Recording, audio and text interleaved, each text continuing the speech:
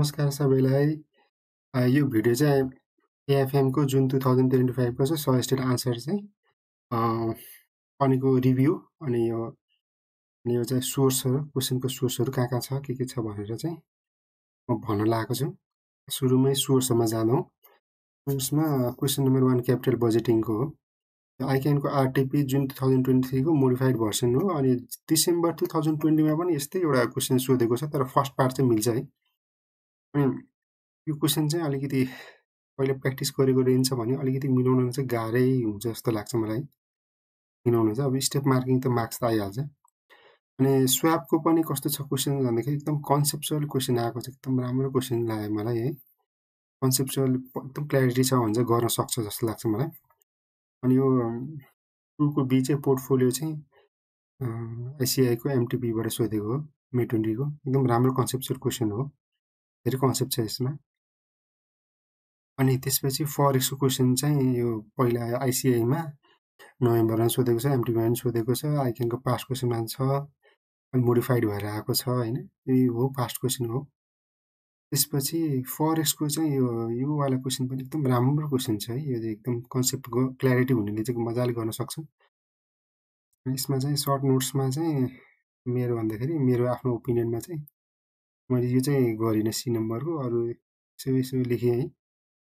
अनि यो म्युचुअल फन्डमा चाहिँ एकदम सजिलो क्वेशन हो। अब त्यो सजिलो क्वेशन एकदम जुन आइक्यानमै सोधेको हो आईसीआई कै क्वेशन हो। त्यो जुनमा पनि सोधिसकेको क्वेशन हो, रिपिट भएको हो। अनि त्यसपछि यो क्वेशन चाहिँ 5 को बी। यो क्वेशन चाहिँ कस्तो क्वेशन भन्दाखेरि यो पाकिस्तानबाट लिएको रहेछ यो है। यसको क्वेशन मात्रै भेटे, क्वेशन ठ्याक्कै भेटे, आन्सर चाहिँ भेटिन। अनि यसको चाहिँ क्वेशन चाहिँ के छ नि अल्फा भ्यालुज भनेर चाहिँ यो पाकिस्तानमा चाहिँ यस्तो लेख्दो रहेछ। यो आईसीआई र यो नर्मली एसएससी मा अब म एसएससी को धेरै हैन, आईसीआई मा हामी प्र्याक्टिस गर्नेमै अल्फा भ्यालुज भनेर चाहिँ यो शब्द चाहिँ ठ्याक्कै छैन। हामीले पढ्ने भनेको त यो जेन्सन अल्फा भनेर पढ्नेको चाहिँ भन्न खोजेको त्यही रहेछ। उसको रिसेन्ट सजेस्टेडहरुमा हेर्दाखेरि पनि लगभग त्यही जेन्सन अल्फा नै क्याल्कुलेट गरेको रहेछ 7 मार्क्सको। त्यसपछि यो आरटीपी आइक्यानको आरटीपी बाट आएको क्वेशन हो।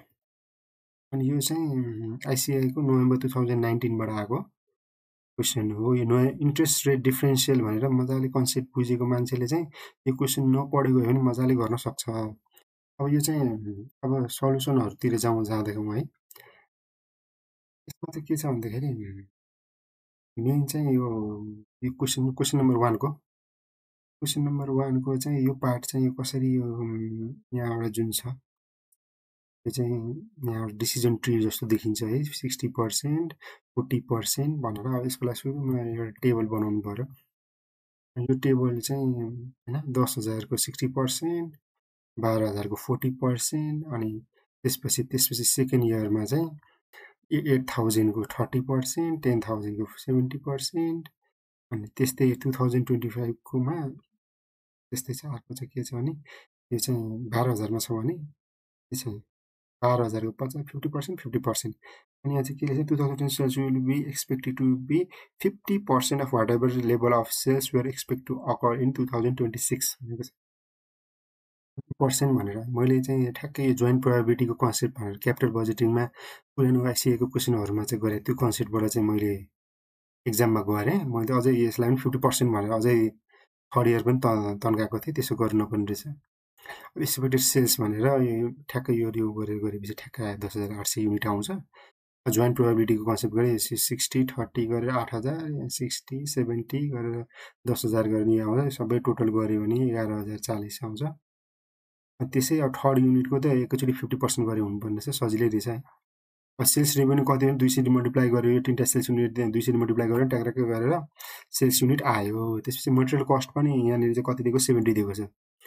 यो च्याप्टे र यो दूरदर्शी भन्ने छ। यो च्याप्टेको लागि चाहिँ ठ्याक्कै 70 ले मल्टिप्लाई गर्यो यो युनिटलाई सकिहाल्यो। अनि यहाँ लेबर आवर्सको छ। लेबर चाहिँ 4 आवर्स छ, यहाँ 3 आवर्स छ। अब लेबर आवर्स 3 आवर्स कसलाई चाहिने भने च्याप्टेलाई चाहिने है। च्याप्टेलाई चाहिने टक टक गरेर मल्टिप्लाई गर्यो। दूरदर्शीको त ठ्याक्कै हाफ हो हैन। यो किनभने दुईटा सेल हुन्छ नि एउटा चाहिँ स्याक्रिफाइस हुन्छ भनेको छ हैन।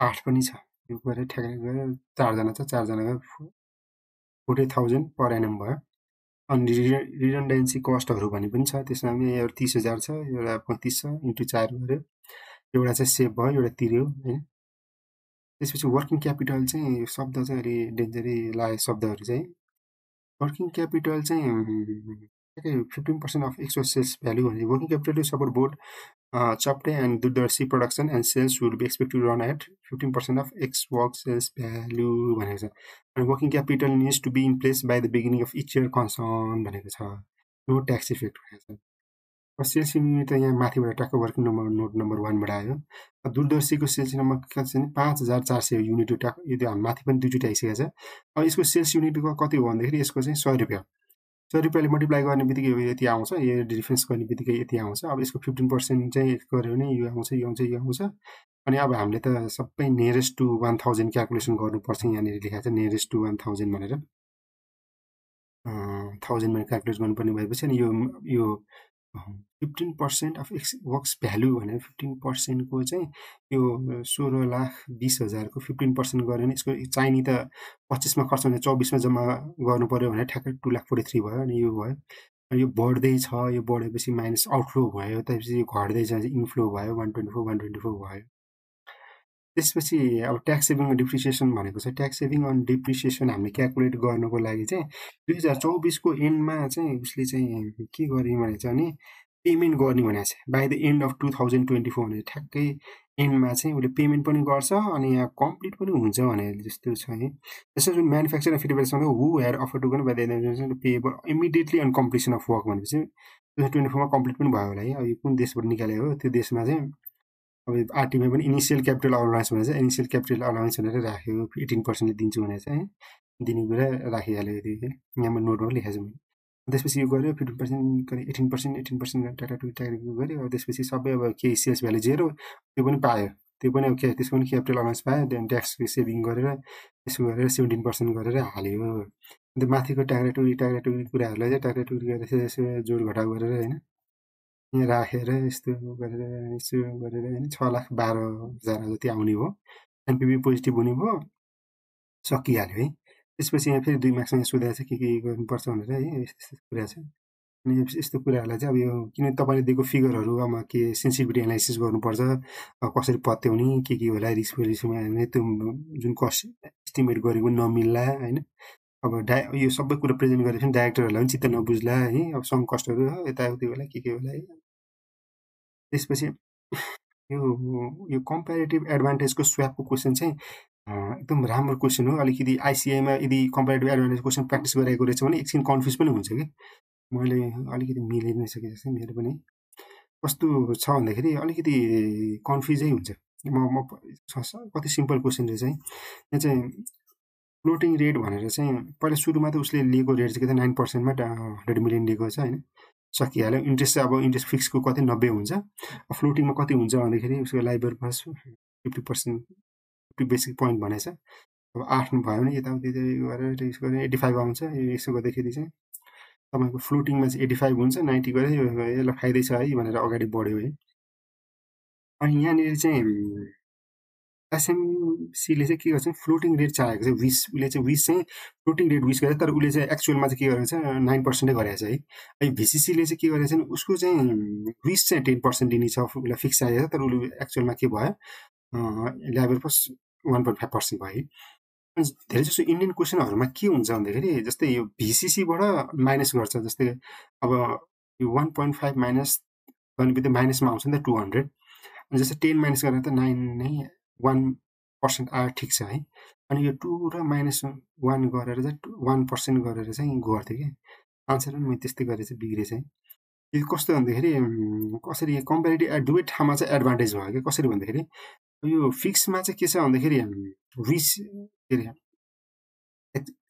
रिस गरेको चाहिँ होइन यहाँनिर कस्तो छ भन्दाखेरि एक्चुअलमा चाहिँ हेर्नुहोस् उसले चाहिँ 10% चाहिँ रिस गरेको छ तर एक्चुअलमा 9% भएपछि त उसलाई फाइदा भयो नि त 1% फाइदा भयो कम्पेरिटिभ एडभान्टेज भयो है उसले 3.5 मा उसले रिस गरेको छ उसले पायो 1.5 मा भनेपछि उसले दुवै ठाउँमा कम्पेरिटिभ एडभान्टेज भयो यदि डिसएडभान्टेज भए माइनस हुन्थ्यो अब कम्पेरिटिभ एडभान्टेज दुवै जोड्यो 3% हुने भयो ब्याङ्क कम्पिटिसन चाहिँ 1% डुबेलाई होइन 1% भने 50 बेसिस पोइन्ट सार्ने हो अब यसलाई माथि जस्तो चाहिँ गर्नु परेन 3 नम्बरलाई चाहिँ 3 नम्बरमा त एक्चुअल गरेको हो नि त एक्चुअली चाहिँ अब कस्ट हामी निकाल्यौँ है त कस्ट निकाल्यौँ अनि कस्ट निकाल्दाखेरि चाहिँ के छ भने उसले 9% चाहिँ एक्चुअल कस्ट हो अनि त्यसपछि उसले दिने भयो भिसिसीले 8% दिने भयो अनि प्लस फेरि अनि यहाँ चाहिँ लाइबर 0.5% चाहिँ उसको फेरि अब पेमेन्ट भयो होइन कस्ट अनि फेरि यो त 1% को डिभाइड बाई 2 त छँदैछ अनि यसो लाइबर +2% भयो नेट बेनिफिट होइन विदाउट स्याप चाहिँ उसको कति छ भन्दाखेरि विदाउट यदि उसले स्व्याप नगरेको भए चाहिँ उसको कस्ट चाहिँ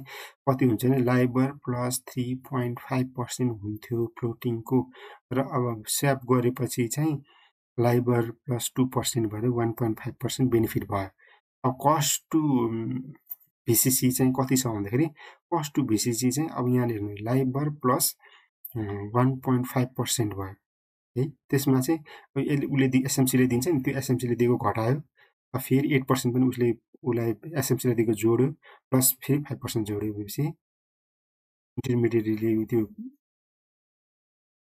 फाइनेन्सियल इन्स्टिट्युटलाई दिने 1% को हाफै हाल्यो त्यसपछि 9.5% चाहिँ विदाउट स्याप चाहिँ उसको 10% हुन्थ्यो 10% माइनस अब यो 9.5 गरेपछि अहिले उसलाई अलिक फाइदै भयो भन्ने कुरो भयो है यो अब आइक्यानको सब्स्टिट्युटमा कस्तो आन्सर आउँछ हेरौँ है त्यसपछि चाहिँ यो चाहिँ मैले सेल्फले गरेको हो है त्यसमा रिजर्भेसन छ त्यसपछि यो 2 को बी नम्बरमा कस्तो छ भन्दाखेरि यो बिटा निकाल्नु पर्ने क्वेसन हो यो चाहिँ बिटाको कन्सेप्ट यो हुन्छ नि एसेट बिटा इक्विटी बिटाको कन्सेप्ट गरेर निकाल्ने कुरा हो मैले अलिक बुझ्न सजिलो हुन्छ यो टेबल बनाएको छ एसेट बिटा यसरी राखेको छ अब वेटेड एभरेजको एसेट बिटा निकालेपछि कति हुन्छ 74 यो मल्टिप्लाई गरेर 1.385 आउँछ इक्विटी बिटाको यो बिटा एसेटको फर्मुला हालिसकेपछि यस्तो टक्कबाट फर्मुला छ यहाँ ट्याक्स रेट नभएकोले हामीलाई अलिक झन् सजिलो भयो वेट मात्रै लगायो भयो त्यसको ठ्याक्कै बिटा 1.86 आएको छ मेरो पनि 1.86 3 मार्क्स चाहिँ आएछ है 3 मार्क्स आयो अरू आएन जस्तो लाग्यो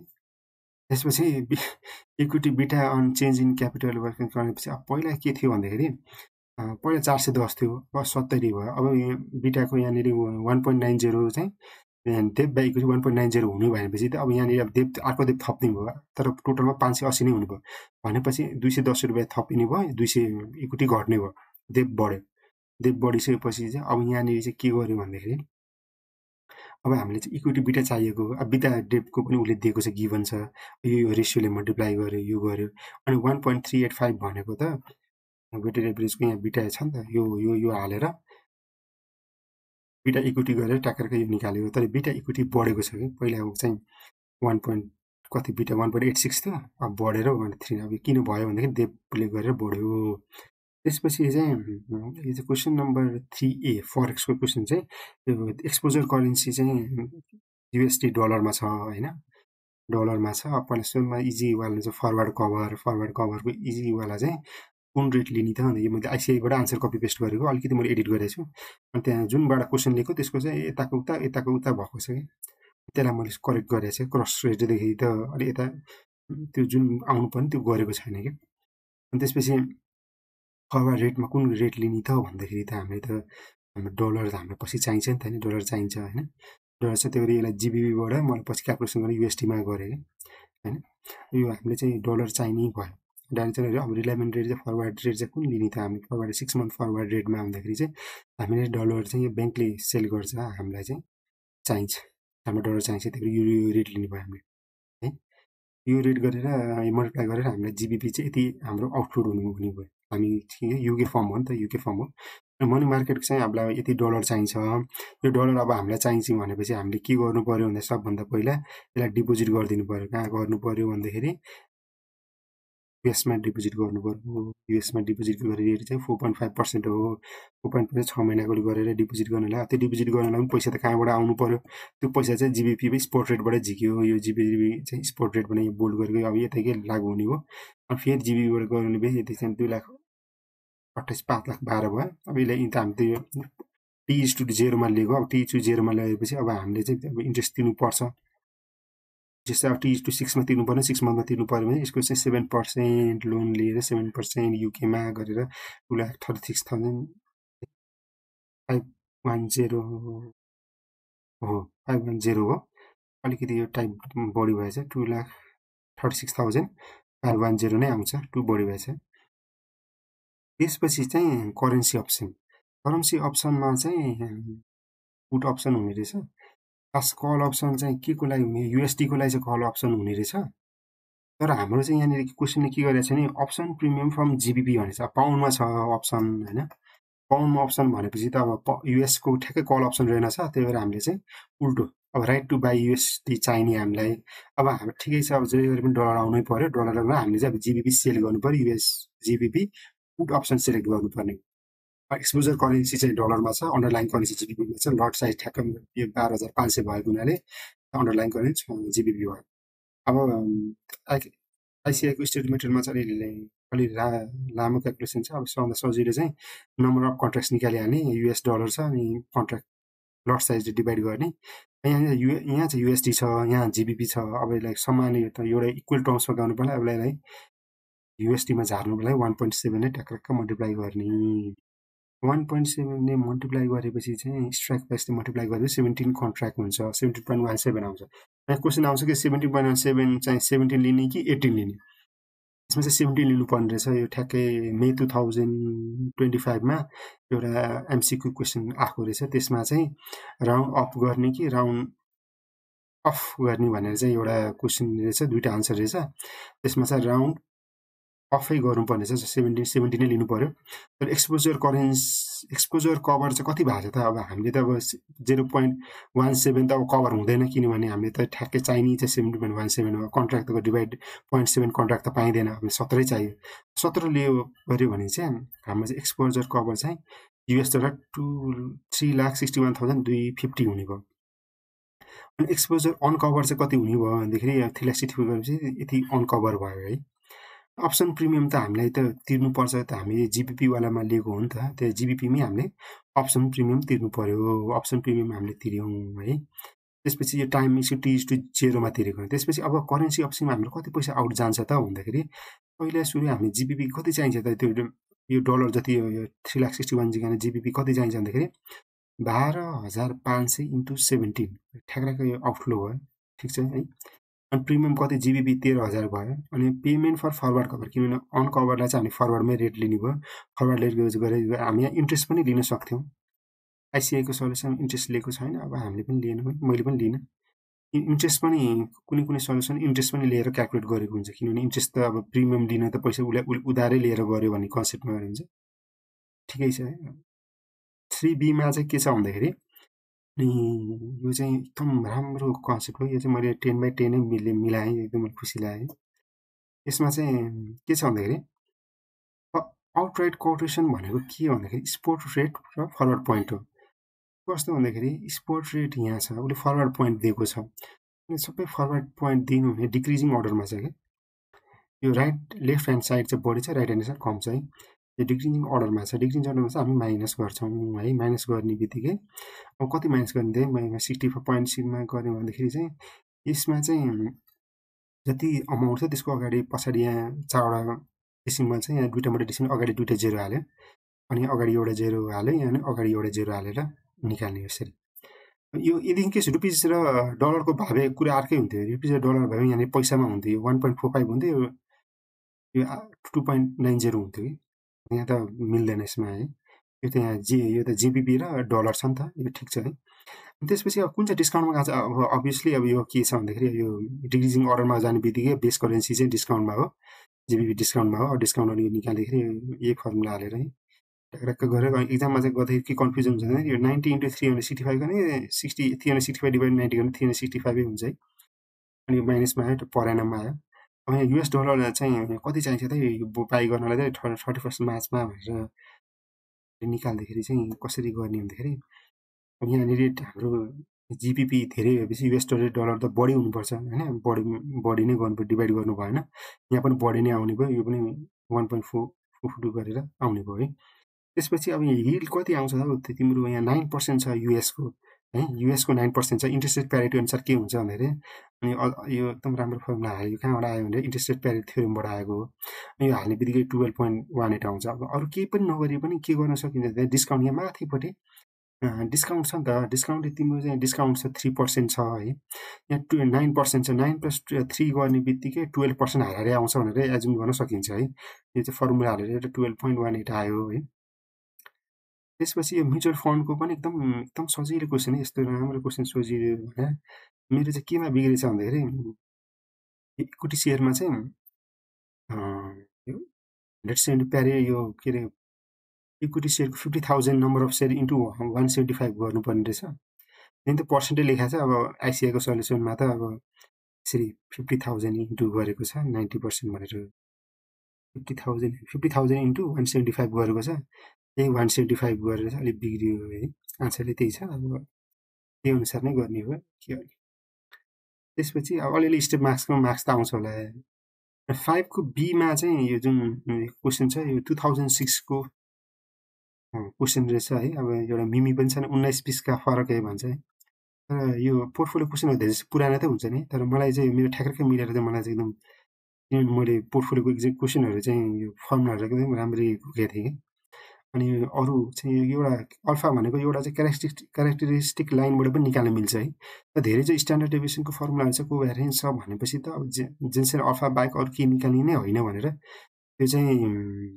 मेरो बुझाइ थियो मैले त्यही गरेँ नर्मली आइसिआईको मेटेरियलहरूमा चाहिँ अल्फा भ्यालुज भनेर लेखिँदैन जेन्सेन अल्फा निकाल भनेर चाहिँ एउटा मात्रै निकाल भन्दा उसले तिनटै निकाल भन्छ कि यहाँनिर चाहिँ जेन्सेन अल्फाको फर्मुला रिटर्न अफ सेक्युरिटी ए अनि यो return of security as per CAPM भनेर निकाल्ने होइन यो डेटाको फर्मुलाको covariance divide by standard deviation square गरेर टक्रक गरेर फर्मुला हालेर अनि यही अनुसार टक्रक हालेर अल्फाको भ्यालु चाहिँ यति आउँछ यो ठ्याक्कै मिलेछ यही हुन्छ आन्सर पनि यही आउँछ होला किनभने पाकिस्तानको रिसेन्ट क्वेसनहरूमा पनि अल्फा भ्यालुज भनेर के रहेछ कसरी आन्सर गरेको रहेछ भने उनीहरूको सोर्सहरू हेर्दाखेरि चाहिँ उनीहरूले यही जेन्सेन अल्फा नै रिफर गरेको रहेछ त्यसपछि आरटिपीको क्वेसन छ आरटिपीको यो अनि मलाई चाहिँ यो क्वेसन चाहिँ नहेरे पनि यसको कन्सेप्ट चाहिँ मैले एकचोटि पढेको हो अनि मैले चाहिँ उल्टो गर्दैछ कि फर्मुला चाहिँ गर्नु पनि उल्टो के फ्युचरलाई माथि क्यासलाई यस्तै गर्दैछ होल सल्युसन नै बिग्रिएछ मेरो तर गर्ने सल्युसन चाहिँ अब यो एकदम सजिलो छ कोरिलेसन भयो माथि क्यास प्राइस तल फ्युचर प्राइस गरेर निकाल्यो अब हेज रेसियो नि आइसक्यो हेज रेसियो आइसकेपछि चाहिँ अब नम्बर अफ फ्युचरको टु बी सोल्ड कति गर्ने त भन्दाखेरि कन्ट्र्याक्ट साइज 1 छ उसलाई कति चाहिएको इन्टु 12 गरेर 15 केजी चाहिने हो त्यसमा 7 आएछ उल्टो भयो फेरि उल्टो भयो करेक्ट भयो 15 धेरै आउँथ्यो 15 भयो त्यही हारेर आउँथ्यो ठिकै छ इन्ट्रेस्ट डिफ्रेन्सिएसनको क्वेसन पनि जर्मनको